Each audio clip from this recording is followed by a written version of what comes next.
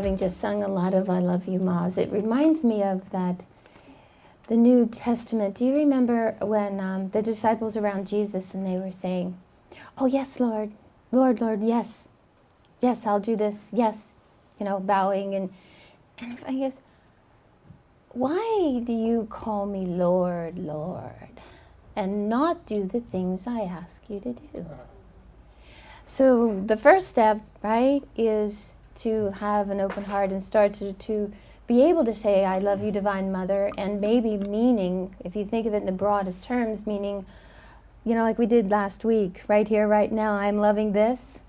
By saying, I love you, Divine Mother, I'm saying, I am loving this, everything in my life, everyone in my life. Everything I'm being asked to do, I'm loving for you, Cosmic Mother. And, I want to make one point this morning. One, and give us one exercise to do, take home homework. We had someone once years ago, I'll never forget, she was in our Sundar, our yoga teacher training, our institute, and we have homework, and everybody else would be like, oh no. She'd be like, yes, I love homework, right? So we're going to be, yes, bring it on. If we are going to create peace on this planet, we have to be radical and do more than give it lip service. Do more than say, Lord, Lord, bring us peace. Because peace isn't going to descend. Peace is going to open up from our hearts and our consciousness and ascend around the planet. And so, and there's a saying too, the Hermetic axiom, as above, so below,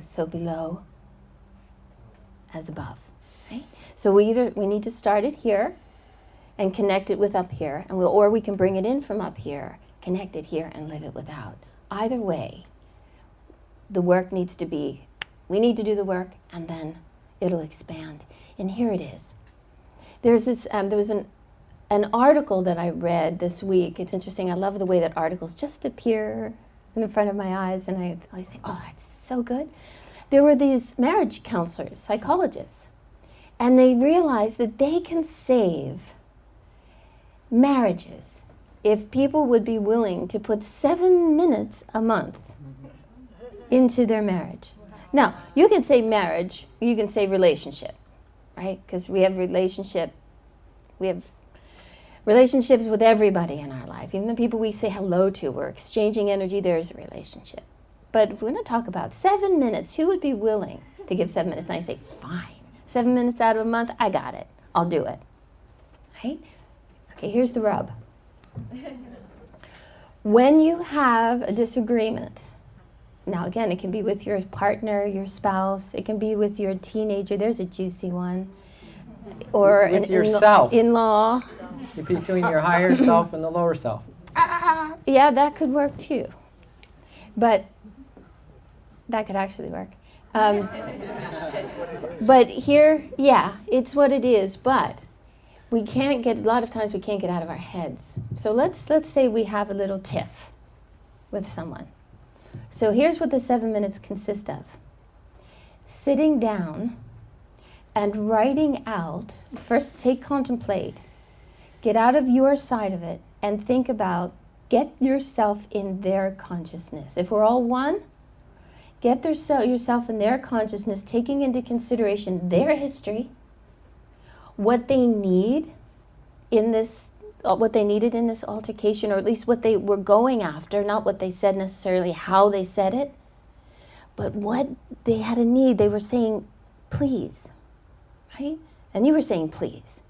You're both wanting something. If you can get out of your needs and put yourself in their position, then all you have to do is for your spouse is do a little writing. How they came to what they said from their viewpoint. Why they said and did what they did from their viewpoint, not yours. They said if you would begin to write that out, just don't think about it, contemplate it, but write it out. Where they were coming from, what they wanted, why they said, especially the things that really hurt, why they said those things. And then you come together, and you can exchange it or not, they said they have found that gave, from marriages that were having like 30% satisfaction in their relationship, went up to 60. Now, it was such a hoot to me. I love synchronicity. I love it. So I'm reading a book. I think I've told you I think it's on my iPad, so I don't know how long it is. I think if it was in paperback, it would be this big, if it was hardcover. And it's a book called A Team of Rivals, about the story of Lincoln, how he took all his opponents, the three guys that he was actually up against for the presidential nomination, and then he put them all in his cabinet. And all the people who didn't agree with him, he put in his cabinet. And the movie Lincoln was actually taken from the very end of that book. It's just a piece of the book. It was so coincidence. So here I am at this part of the book where people were asking Lincoln, there were so many who were saying, we've got to free the slaves, we've got to free the slaves, we've got to free the slaves. And he said, yeah, I know that.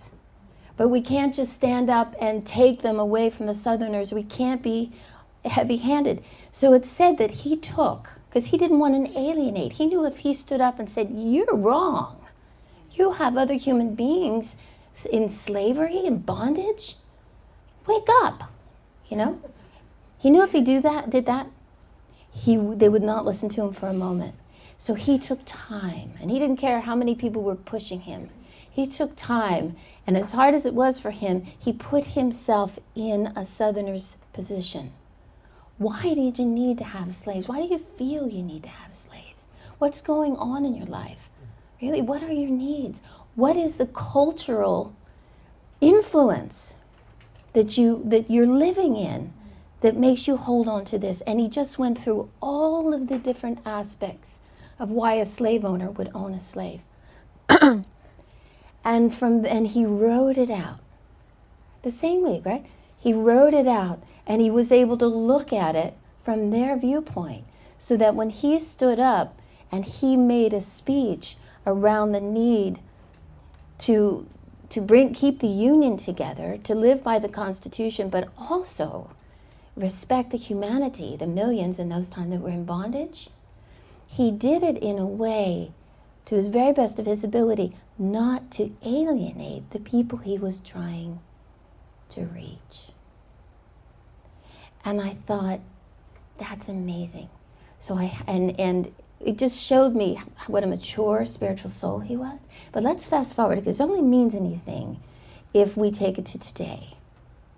What would happen if the Israelis and the Palestinians had homework, and all the Palestinians we're going to have workshops, and all the Israelis are going to have workshops, and the workshops are on getting to know the life situation of the person that they've been, or this culture that they've been warring with for decades.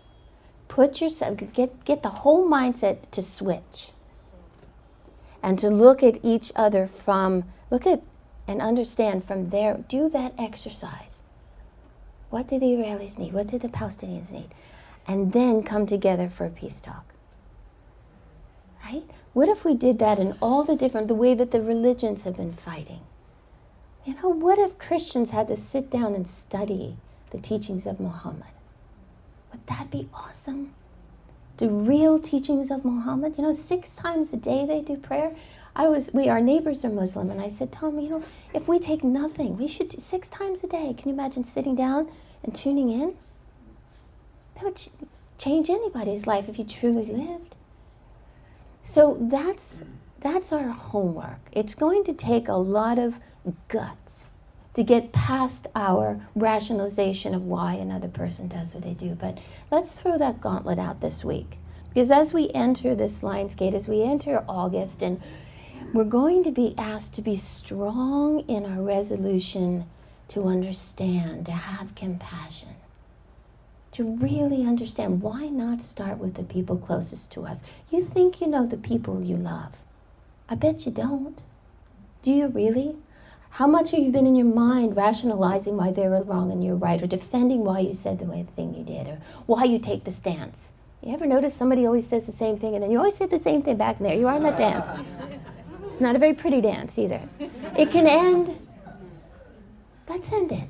Let's move through this month And realize, the reason Lincoln did that is because he was a higher initiate, came from a different place than we came. If we want to be there where the masters are, if we want to be able to really say, I love you, Ma, we've got to be able to see into the person that we don't understand and get inside of them from their perspective and learn to understand. Once we do that, the bubble around their protection will pop, and we'll be able to communicate. Should we try it? All right? And remember, the important piece is to write it out. Write it out. Because when you involve your hands, write it out. Look, this is how I write. I don't write this way anymore. I write. Or speak it out. Really get to where you understand. And let's see what happens. I bet our consciousness will shift. It's going to be crazy good. So don't you think I'm a really lucky guy? Live with this consciousness, right? No joke. And I think one thing for sure, when we go to the other side, and we're going to go together, because that's what we're telling Source, we're going to go together. Because it's not fated. It's not fated. You create your destiny. You create your life. So we decided we're just going to go together. So you guys. Wait, pay can I attention. tell you something though? What? We had always, from the time we got together, do you ever have this conversation? Oh, I hope I go first. Because you don't want to be the only one left here saying, no, I hope I go first. So we joke around and we go, no, all right, let's do it. We set the intention, we're going to go together. So we always had really strong intention, right, that we were going to go together. So one time, I can't remember, I was getting my palm read or I was somewhere, and the person really knew. And they're saying, oh, by the way, we're being told that your teachers are telling me that you're going to get your wish, that you and your husband are going to go together. Random. And we're going to do it now. Ready? Ready, set, go. That's called the Mahasamadhi. No, actually, Yogananda knew he was going to drop when he dropped, and other masters that are in tune, they know. And of course, why would the Lord hold anything from someone who's awake in the Lord? So, yeah, we'll know. And probably me being the talker, will let you guys know too. So you can come for the big Mahasamadhi show. We love you guys. Bloop. But I thought we're all going together. What? And that could happen too, man. Now there's an idea. Where I was going with that is, I think one of the first things that's going to happen is God's going to look at both of us. First of all, He's going to show us a word count. What that means, how many words she used in her life, and how many words I use in my life. And it's going to be so scary, and how few she uses and how many that I use. Aries, And he's a monk. Scorpio, to the point, let's just say, get down to our bottom line, where I'm like, let's paint a picture. So anyway, it's a nice marriage because we are so radically different. And that's part of how you started your talk, that we need to do something radical. And radical, what seemed to you radical really isn't radical to the true nature of you, because you're beyond radical. Greater than sci-fi is God-fi. I mean, you can't even go to your imaginations and try to, understand the workings that are happening right now on multi-levels. Insane levels from the highest to the lowest. And it's all happening simultaneously. And we're all mixed in together. There is no separation, really. And there's just one great intelligence that's all bliss, all light, and all love. That's the motion picture. That's the light that's showing itself on the screen of creation. And you, the soul, are also that light that is projecting on this screen of this outer reality your body. And yet you have this amazing discrimination quality as a human. You can say, well, okay, but I can inquire as to say, is that real? Is this body real? And scientists do that. That's their whole thing, is just to inquire, ask questions. And so does the spiritual scientists. They ask questions. Is this real, this body? Or is there something more to me? So another way to approach this, getting along with oneself, as a divine being rather than constant, not getting along because we make ourselves so darn wrong a lot of the time. And that's the opposite of what Trish was saying in that 7-minute homework. The opposite is to get into the moccasins of the other side. To understand, in this case, I'm bringing it into just me as a human and I've been told, and I've been meditating on the fact that I am divine, primarily, temporarily, in another human suit after many, many, many, many lifetimes. And yet, every time that I think, well, I'm making some effort and I'm doing some good, and then I slip and fall because just like the Simon and Garfunkel song that says, the closer you get to the destination, the more you slip sliding away. Remember that song? The nearer your destination, the more you slip sliding away. That's kind of like the spiritual path. We get a little motivated, we get a little light, and then brrr, the duality kicks in and the boomerang hits. You stretch the rubber band and the rubber band lets go and boom, I snap back into my mortality. And it's easy to, when you get a little taste of the light, to think that this dark is wrong. If it was wrong, it wouldn't be part of this reality and this dimension. It would just be not even in existence if it was wrong. But in Source's eyes, everything is perfect. Everything is right. So I think one rad step to make is to, when we're not having our best day, to just take maybe a little writing and just see what's coming through your brain about your thoughts about it.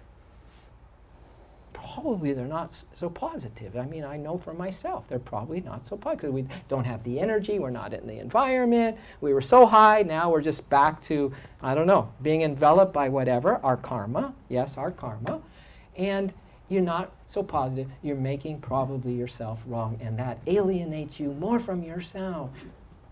Anytime we make anything wrong, that's alienation. Anytime we make the effort, as Trish mentioned, to seek first to understand, that was one of Stephen Covey's highly successful habits for very successful people, is to seek first to it works like magic because we're so conditioned to have our viewpoint and we're stuck on it. As soon as you open up that part of your brain to understand that someone else has a right to a viewpoint, and they have a right to exist in that viewpoint, and they have a right to scream that viewpoint, whether in a way that's humane or not. It's their God-given right, just like you have a right for anything. But to understand human nature, so to speak, I have a feeling if you can understand that human nature is just the hologram of us on the screen of creation. It's just a projection. It's just the conditioning of the mind that's believed for so many lifetimes a certain way that you actually believe it now. To the point that it's hard, really hard, to have a moment of peace. It's really hard, even with the ones you love, to take that darn label that we put on that person because they have said something that you perceived a certain way, but it may not be how she meant it at all. Or he meant it at all, but we stuck the label on there. And it's hard to peel that thing off after so many years as well. So it's rad. First step, along with what Trish said, is to watch when you're making yourself wrong. We need to almost go the other way. When I saw on the news the other day the thing about the guy that had the women hostages, the young girls hostages, and kidnapped them, and he got life and 1,000 years. And I only went by a TV screen because I was in a public place, and I saw that. I saw the sentence, lifetime and 1,000 years. And you know what thought went through my mind? He's getting off easy in this regard, because I wasn't thinking of putting blame on him. I was thinking of the human condition. If you and I only really had 1,000 more years of human incarnations left, because we are, if we're not going to attempt to do something really rad, we are in more than 1,000 years of being in prison, my friends. In the prison of our own minds, right? In the prison of being pulled by our karma, even though, God, what I'm going to say out of my mouth to this person is going to absolutely probably make this relationship go south. Absolutely. And yet, in a few seconds, it's amazing how we can mess up our lives. In a few seconds. In a few seconds, when we forget when we forget. And sometimes it takes many lifetimes to get another opportunity where you're in the exact same situation, but with different characters. And you have another opportunity to, withhold that and to rechannel that. But I remember Yogananda said that to take something for granted withers even the stoutest oak of friendship. To take someone, anyone, for granted can wither even the stoutest oak of friendship. So when we realize our human nature comes from an impeccable divine nature. So here's my homework to all of you. This is the fastest way to become a saint that I'm going to give you, honestly. Because usually we're making the human nature wrong, right? We want to rise above it. We don't want to have anything to do with it. We want to keep it separated. And here comes that ugly demon again. And it's all like wrong, bad, right? But when you realize that everything comes from an impeccable spirit, impeccable light, perfection itself, from love itself. Everything is love. Everything. The worst to the most magnificent is love. So you need to understand that. You are love. And there's nothing that you can do about that. You can keep yourself from the realization of it. You can have that thousands and thousands and thousands of years in prison sentence that you yourself give yourself when you forget to love yourself. But here's one thing. What do you do on a daily basis? Does anyone eat?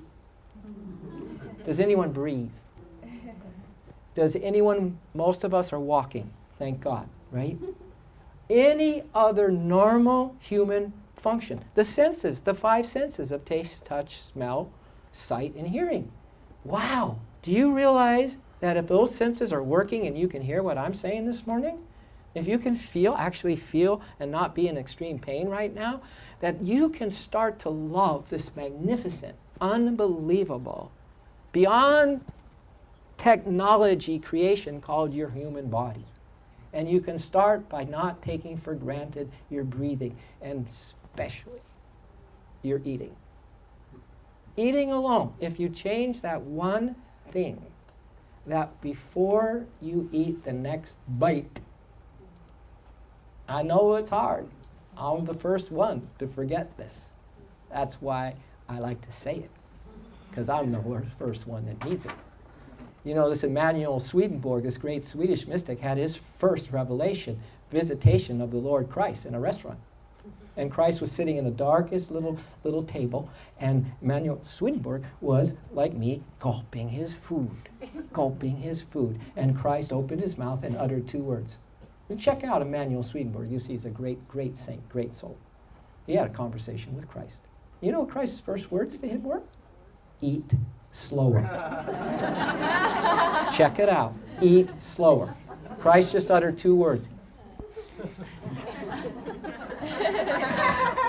Okay. Pause it and offer that first bite and offer the food in gratitude back to the source of your life. And then, if possible, because another habit we get in is that we're talking. In the ashram for 25 years, we ate in silence. Oh, God, that's sweet.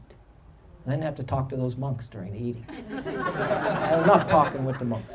And I'm a talker. And then I marry her, and we're sitting around the dinner table for months after the first part of sometimes her daughters were around, Trisha's daughters, my stepdaughters now. They were teenagers. They were teenagers, and they go, Mom, what's the matter with him?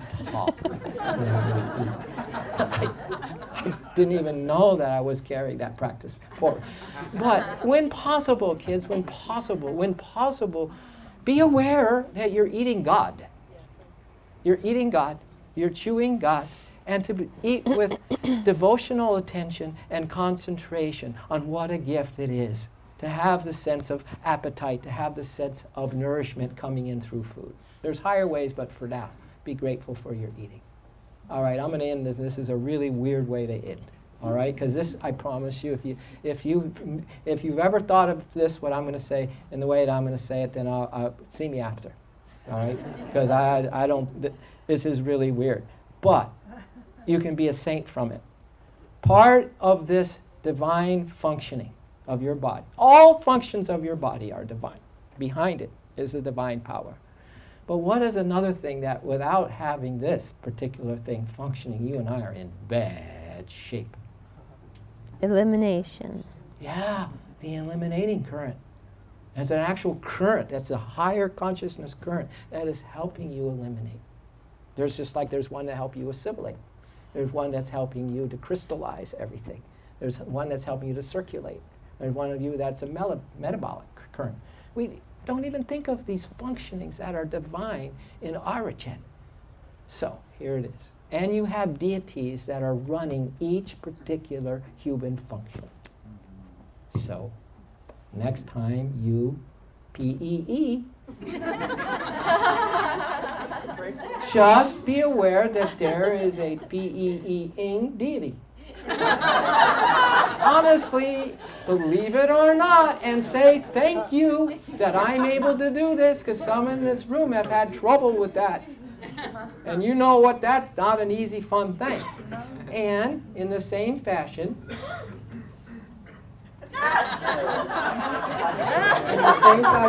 we can edit this, right, Ranjan? We can edit this.